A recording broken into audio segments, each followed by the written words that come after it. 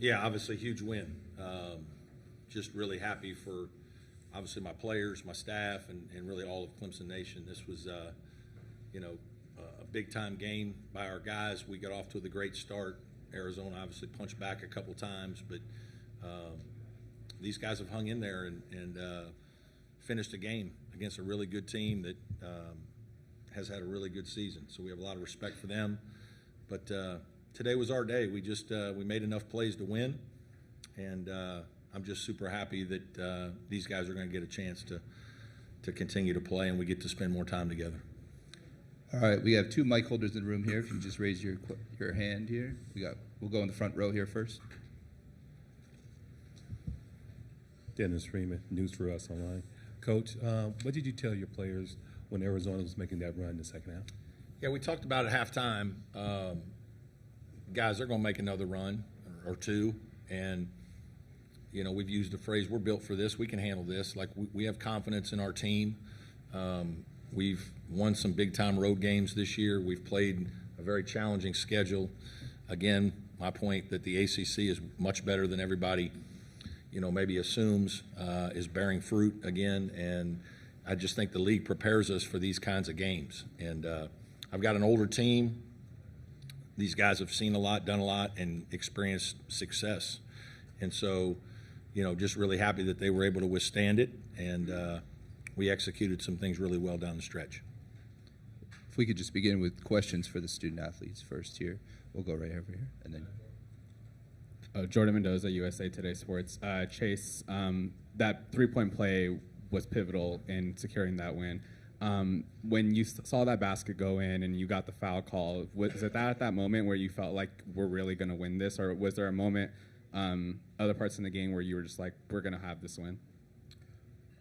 Yeah, that was definitely a big moment, a big moment for our team. And, yeah, when that went in, I definitely had some confidence that we were going to win that game. And then, little bro got a layup at the end, and the and one, and that really sealed it for us. But, yeah, that was definitely a big play to secure the win.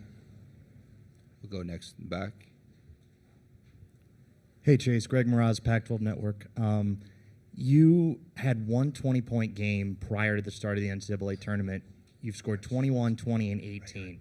What does it feel like for you to be playing your best basketball at the most important time of the year? Oh, yeah, it feels great. It feels great. I've been, thankful for my coaches and my teammates for still believing in me for this long season. I definitely started off rough, but, to be playing great here is everything as a player. And, I'm definitely grateful to be playing this well. And, I'm just happy for my team. I'm happy that I can do this for my team and my coaches. But, yeah, it definitely feels great to be playing this well right now. Go in the front row next. John Blau with the Post and Courier. PJ, that inbounds pass, I guess, what was drawn up in the timeout, and what kind of came open for you to be able to dunk that? Yeah, so we were drawing it up in a couple of practices ago, knowing they had been switching a lot of their off-ball screens out of bounds and stuff. So Coach drew it up right in the timeout. We came out and executed a great play, and Chase led me right to the rim, and it worked. I mean, I'll tell you what, it's a good play. Yeah. We'll keep it in the front row right here. Darian Carter, the Greenville News. You guys held Arizona to 5 made three-pointers. It seems like the shtick with you guys during this tournament run is holding teams to lower three-pointers. How have you guys been able to hold Arizona to a low shooting night? Well, I think we the entire team knows that all three teams we've played, that's been a strength of theirs. All teams have had a fast pace from New Mexico to Baylor to now Arizona. It seems like each one kind of went up and up and up in their tempo. Arizona had one of the best offenses and fastest in the country. So limiting rhythm threes and good open threes was a huge key to the game, yeah. Saul Bookman from PHNX Sports. Going kind of piggybacking on that, were you surprised at how many threes they were chucking despite the fact that they weren't hitting and the success that they were having inside? No, we weren't surprised. We knew that they're guys that like to get up shots. Have a few players that are really volume scorers. And, like he said, we just want to make it hard for them. When they don't make a few easy, we don't see if you go in as a player, your confidence can get down. And that's kind of what we did to them. We'll go to the fourth row. Addison Kohnbach, Arizona PBS. Ian, you kind of established yourself early with quick 7 points. Were you just kind of exploiting Balo as your matchup, or were you just kind of taking what the defense gives you? Yeah, kind of just taking what the defense gives me. He kind of played back on me, and I got to hit a three early, and just taking what he gave me, and he played back off me, and I hit a touch shot early too, and just kind of taking what the defense gave me. Well, the front row right here. For any of you guys, you guys have played in hostile environments before, but in this environment, in March Madness with a pro Arizona crowd, how did you guys kind of handle that pressure with those factors? Yeah, I mean, I said earlier to our team before the game, and we've played in what I was saying to them, I mean, more intense and harder environments than that against tougher road games. One at Chapel Hill, one at Alabama, one at a ice hockey rink in Canada versus TCU. I mean, we've played in some tough places, and so coming in this game knowing they were going to have a good amount of fans here, we were calm, and that speaks to our veterans too. A lot of older guys in the group, and so staying calm and with being able to stand runs. Yeah. Chase, Ian, you want to add to that? No, I'm all good. All right, second row over here. How you guys doing? John W. Davis with the Orange County Register here in Los Angeles area. Coach, yesterday you basically said, and I'm kind of paraphrasing, so forgive me if I don't get it exactly right, but you basically said, we're not just here to be here. And this was a game when I feel like you really showed that, because when I look at this, there was only 20 seconds the other team led in this game. Talk to me about just that mentality and how you were able to essentially, lead and win this game wire to wire. Yeah, I just think our guys have a lot of belief in each other, and I certainly have a lot of belief in my team. And we're playing good basketball right now, and it's anything can happen in these tournaments. You got to have really good players, and I have good players. And when you have players, then you try to do the best job you can as a coach to put them in positions to be successful. And when these guys capitalize like they have been, good things are going to happen. So, we have a lot of confidence in our team. We've been through a lot together, especially these three guys. These guys are all Chase 5 years, Ian his third year, and PJ his fourth, and so we've been together for a long time. And so we know the ins and outs of each other and our personalities, and I think that helps our team. Do we have any other questions for the student athletes? Yeah, go ahead. Oh, Ian, I noticed you were wearing Kobe's today, and obviously the house that Kobe built. You established yourself so early. Did you feel like you were just in that Mamba mentality just all night tonight? Shout out to my brother. He's a big Kobe Bryant guy, so I guess you could say that. Let's please not compare yourself to Kobe Bryant. You're playing well, but let's. I mean, RJ Godfrey called me Kevin Durant sometimes, so I don't think that's much closer, but you can say that. Beer rings true to me. You don't even know who that is. No, but it was good to get going early. So. All right, we have a question here on Zoom from Dan Tortora. Yeah, Dan Tortora, wakeupcalldt.com. For PJ, just what this has been like, this long road that you've had with Coach Brownell, and why you've believed in this Clemson basketball environment, this culture, just what all of this has meant to you, and to see the fruits of that labor going to the Elite Eight. Yeah, I mean, I can only thank God. There's a lot of guys on our team, we talk about that all the time, our devotion, our faith and stuff, and I know Chase and I have talked about that, RJ Godfrey, and, it's incredible to go through some trials and tribulations to, get to where we're at now. Even in the season, but, over the course of the years, Chase has battled injuries, and I've battled injuries, battled tough seasons, tough losses and stuff, so being able to get to the point we're at now is incredible to see the fruits of your labor, and it's special. Go ahead over here. For Chase, their star player, Caleb Love, 0 for 9 from 3, Pac-12 Player of the Year, and 5 for 18 shooting. Yeah. Talk about the great job defensively you did on their star player. Yeah, I knew that was my matchup coming into the game. Like I said earlier, I knew that he was going to get a lot of shots up. I just wanted to make him hard, and make things not as easy for him. He started off not that well, and then I could see in him his confidence drop. And for me, I just wanted to stay in him, and then offensively, I just wanted to keep attacking him, and that's what I did. Chase Hunter is the best two-way guard in America right now, yes, sir. And you need to figure that out. Yes, appreciate you. We'll go over here.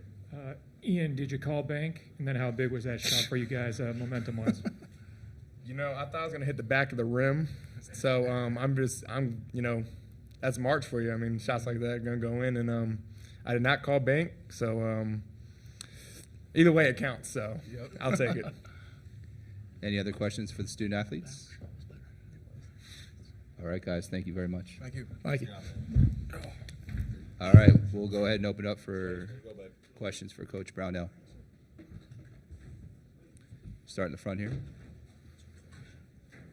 Star player injury. Go ahead. Darian Carter, Greenville News. Chauncey and RJ provided huge minutes in the first half. How crucial were those minutes early on to get you guys that lead in the first? Yeah, it was. Those three guys have played great in the tournament. Dylan and Chauncey and RJ, they've really upped their game. And that's kind of what has to happen sometimes at this time of year. You got to have some guys that you got to have a lot of guys play at a high level. And they've done that. And, I'm really proud of them. They're young players that have worked really hard. And their minutes, obviously, Chauncey made a couple big threes. RJ's played great the last two games in there battling Balo. Obviously got some fouls. And then Dylan really guards. He really guards and helped us defensively. And he's a good decision maker. So he helps us handle the ball in our offense. We'll go next in the back. Hey, Coach. Greg Mraz, Pac-12 Network. Yes. You've held every opponent in the NCAA tournament under 40% from the field, and you held the third highest scoring offense, which averages close to 88 points a game to 72. How important is it for you as a coach to know that your team is playing some of its best defense of the year at the most important time of the year? Yeah, it is. It's been a process. I've talked about it with our team and media that follows us closely, that I have a lot of guys that are good offensive players. And we probably have more of an offensive mentality and identity than some of my other teams. So challenging these guys and getting them to understand how important the defensive end has been critical. And, certainly we've had some ups and downs with that. We've had some very good defensive performances this year, and we've had a couple really bad ones. We were fortunate tonight. I do think it's important to mention Arizona had some good shots and missed them. And, that's part of March Madness. It's part of the pressure of making shots this time of year in the tournament. But that's an unbelievable team that just had a tough shooting night, and obviously we were able to capitalize on some of that. Next over here. Coach, they had that stretch in the second half where they didn't make a single field goal for a 10-minute period, but they kept getting to the foul line, and that's how they were kind of staying in the game. What are you telling your team to kind of maintain their composure of hey, they're getting to the foul line a lot, and that's kind of why they're lingering around? Well, we switched to zone, and we played a lot of zone late in the game because we knew that they were just putting their head down and driving and trying to get fouls. And, my front line was falling apart with fouls. And so we just hoped that we could pack it in a little bit, try to keep them in front of us a little bit more. We knew we were going to give up some threes. And, if they make them, it's going to be hard. But the way the game was going for that stretch, we wouldn't have had many guys left in the last 4 minutes if we just stayed in man. They were just putting too much pressure on our rim, and we were having a hard time keeping them out of the paint. Any other questions in the room here? All right, we do have one from Dan again. We actually have two here on Zoom. Dan, we'll begin with you. Dan Tortora, wakeupcalldt.com. Coach, you and I have spoken about this in this run by Clemson already, and you mentioned it in your intro. Just the ACC, top to bottom, no matter who the team is on any given night, just the gamut that you run through the conference that helps to prepare you for a national tournament like this.